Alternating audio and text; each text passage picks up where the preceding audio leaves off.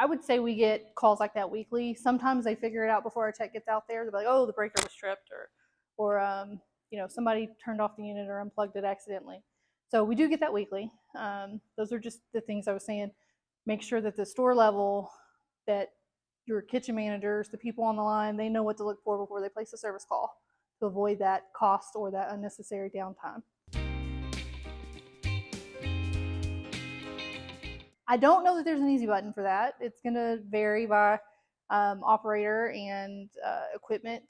I would say that some of the things that I talked about today, as far as having a good partnership with your service agents, maybe when you can, if it's a high volume, you have a lot of locations that service provider works on for you, maybe having a spare unit or two so that the downtime is limited as far as we can put that spare unit in, bring the broken piece back to our shop, repair it, and then take it back, so that you're only down the time it takes to get the technician out there.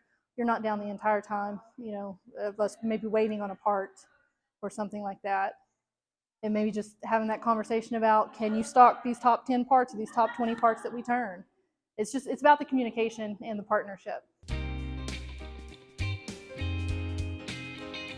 We are actively working with high schools and community colleges, and Cefesa does have a cold side program and a hot side program that if anybody has any connections to any high schools, no matter where you are in the nation, or even a community college, we would love to talk to them about seeing if we can make it happen and get that program and that material in their hands so that they can start training the future generations. But it's really just about getting the word out about our side of the trades.